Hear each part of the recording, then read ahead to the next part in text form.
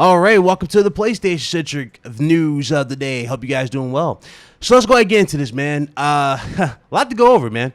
We got a rumor, big rumor, that Forspoken's going to be delayed because of Final Fantasy, basically to make room for Final Fantasy at this point. We also got a big report, courtesy of, well, it's not even a big report. I mean, let's face it, this is like the worst kept secret I've ever seen in the history of gaming, just based off of the tweets, based off of Jim Ryan's comments, and just the way Sony has been moving. I see you, Insomniac, but there's a big rumor going around that Insomniac Games is working on a big multiplayer game for the PlayStation 5. You already know which game I think this is, and we're going to get into that in a second.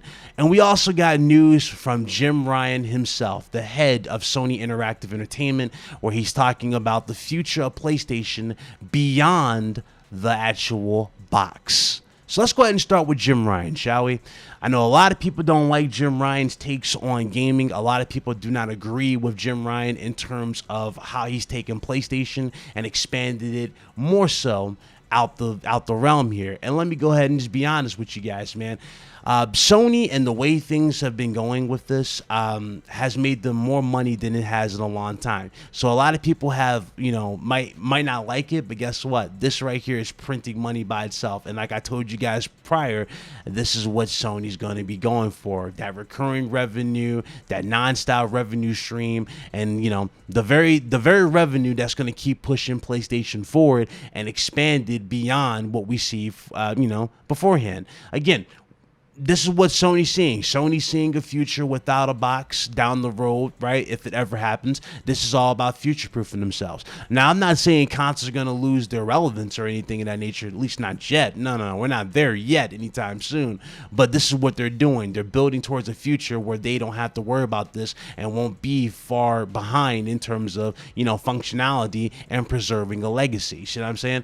But pretty much the only company out here that's having a problem with preserving their legacy is Nintendo. You know what I'm saying? There's no actual system in play where you can actually go back and play everything on Nintendo. Sony and Microsoft have actually worked their way around this and have found multiple ways around this through their services. So that's what they're doing now. All right. So to go back into this, man, why is, Jim Ryan being brought up? Well, courtesy of Roberto Serrano. And this tweet right here pretty much is confirming that Jim Ryan, the head of Sony Interactive Entertainment, will attend the Business Briefing 2022 for the Game and Network Services segment.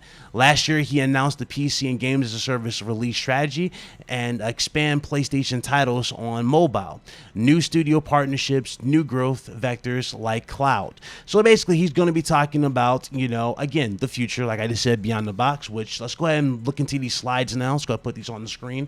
He's talking about the growth. For example, PlayStation Now, which is grown substantially. Now it's about to be even bigger now that they pretty much combine Now and Plus together, and you're getting a much more better value down the road, especially with them announcing that you're getting legacy back and pat trophy support for pretty much the legacy games at this point. So they're going to be doing this. Now, this is going to be very similar to what we saw with Microsoft. Notice how they had to take their time with the Xbox games. Like games naturally got those boost mode, boost performances, whatnot. I can see that being the same thing with PlayStation, them taking their time, making sure these games work, making sure the trophies do in fact sync, and making it, easier for you, being able to download the games and whatnot. So that's what they're doing there. They're going to be upgrading that as we go. All right. So again, going back to this, man, and the actual growth charts, I mean, you see it right here. It says $1 for a month promotion, ongoing refinement of user acquisition strategy, 1080p streaming, persistent quality content focus, and top IP inclusion. I mean, again, they're clearly seeing, you're pretty much seeing a future down the road where you're going to see some more of these first-party games into a service. Now, will it be day and date? Again, they talk down upon it, but again, we'll see how things go, man. Never take things as absolute. Always always pay attention to this, because things change based off of data. And this is where a thing where, again, even with the legacy, back and pat situation being in the case here, right? This right here also adds more credence in terms of what games can come back as a service, or games that can get another potential foot in the door down the road. Road. One of the coolest things I'm excited about with them having, the legacy games on the service is that this right here will boost intrigue for games that we probably haven't been, seeing for a long time, or a lot of people forgot about. When they see that data that people are playing, for example, SOCOM, when people are playing the games like The Resistance, when they're playing those old school games and they get that data and they go, you know what, damn, you know what, maybe it is time for a sequel. You see what I'm saying? So there's a lot of cool benefits to having your games in a service like this and what they're doing. And I see it night and day, like that's going to be the strategy going forward. One of the things here, though, and here's the big slide, and again, this is where a lot of people are going to take a lot of their focus from, but that's what's going on. It says, and I quote, "A transformation from PlayStation current console-centric ecosystem to a future where large elements of our community extend beyond the console." As you guys see right here, PlayStation in the middle, meaning the PlayStation ecosystem. You have console on the left. You got network services, games. You got web and apps. You got commerce store, input, output, other devices such as mobile. So you see it very clear as day. It's very similar to what you guys are seeing with Microsoft down the road. Again, it doesn't mean it's going to be the exact same next year or they're going to do it day one like Microsoft has done. No, this right here is future-proof for themselves for the future. But again, as you guys have seen, the more people who say it's not going to happen, the quicker it seems to happen every single time. Every single time we say it's not going to happen, we get closer and closer. We take a big step forward. So I'm telling you guys right now, man, things have changed and it's going to continue to change. And that's what's going to happen. That's just the way the market's going, and that's the way gaming is going. And guess what? Jim knows you're going to buy the box. Jim knows you're going to buy into the ecosystem. Let me tell you why he knows you're going to buy into the ecosystem. I can name two bangers right off the gate that I mentioned in my last video. Spider-Man 2 and Wolverine. He's got you guys already in the ecosystem. So anybody saying they're not buying a PlayStation 5 or not getting into the ecosystem for those two games alone needs to stop the cap. You are in all the way. It's all business at the end of the day. It is. That's it. And that's just my take on the whole thing. Do I agree with it? Again, this is a corporation, a multi-billion-dollar corporation, and this corporation looking out for number one, its employees and its future. I see what they're doing with this. Do I agree with it? Depends on how egregious some stuff might happen, right? But from what I'm seeing here, this is just typical business 101, and I'm not surprised by it whatsoever. All right? So let's go ahead move away from this. Forspoken is in the forefront here. Again, this is from Reset Era. Take this with a large grain of salt. Yes, I brought that back. Take that with a large grain of salt, courtesy of Reset Era. But according to video game industry insider Nick Baker, Square Enix may end up looking into delaying Forspoken once again if it can find a way to release Final Fantasy in this calendar year. Currently, Final Fantasy doesn't have a launch window of any sort from Square Enix.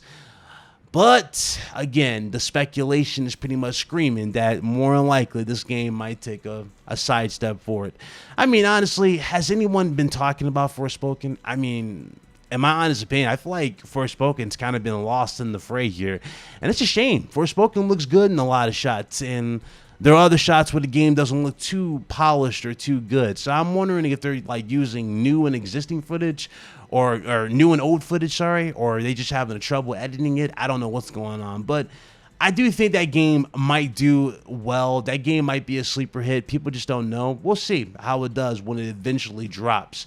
As far as Final Fantasy, them giving it the boot for Final Fantasy, giving it a little bit of a pass. Well, we'll see. We'll definitely see when we get there. I'm not putting too much stock into that, but definitely worth mentioning to say the least. All right. And the last little bit of news for you guys for this one. This is involving, of course, the studio of the hour, Insomniacs Games. Insomniacs Games is rumored to be working on a multiplayer game, and it's seemingly a new IP. Is it though? Is it though? Is it a new IP? Or is it a continuation that falls in line for a new IP? Listen to this. According to a new job listing for an art director, which mentions the following details of the mystery project. And I quote, create style guides for various aspects of production and amount for art direction within multiplayer environment, assisting pre-production planning and new IP development with creative directors. Insomniacs is currently working on 2 new projects in addition to the above multiplayer one. One is Spider-Man 2 and the other is Wolverine. Motion capture on the latter appears to have now kicked off, although the game is still a ways off. Yeah, let's just go ahead and address the elephant in the room here. Again, you read that job listing. That doesn't really tell me anything that this is going to be crazy new in terms of, like, you know, over the top, right? I don't see that. What I see, again, it does fall in the line of new because, again, how long has it been since we got a Resistance game? Resistance 4 can most certainly be a new IP and fall right into line here. It just would be maybe a reboot of some sort. They'll do a reboot or a full-blown, you know, retelling of the story. There's so many ways you can do it. If you guys remember my interview with David Kaye, aka Clink, can still do the voice of Nathan Hale. I highly recommend you guys check out that interview with him. It was fantastic. He did all the voices. He did Clink. He did Nathan Hale's voice. The dude is iconic. He can still go and do this role. I see Resistance Fallen Man coming back. If not, it probably won't even be called Resistance Fallen Man. It'll probably be called Resistance The Rise of Man or something, or The Rise of Chimera. They might do something of that nature with the title. And since Bungie is on board with PlayStation, helping out with the studios with the multiplayer aspects, it makes all the sense in the world that this right here would be the game this would be the game they go to, and Bungie will help them with the longevity of the multiplayer and make sure that it is up to par for everybody here. And then boom, they just blow you away with an amazing story, amazing visuals, and overall amazing guns and weapons. That is my take on the whole situation. I'll just end it right there. And that right there is all I have for you guys for today, man. I hope you guys enjoyed today's video. Let me know what you think about all this in the conversation, or let's continue the conversation in the comment section, obviously. But let me know what you guys think about all this in the comment section below. I appreciate you guys watching, and I will see you guys on the next one. Until next time, it's your boy Big Cloud, aka Ryan, signing out. You guys enjoy the rest of this awesome Monday. Later.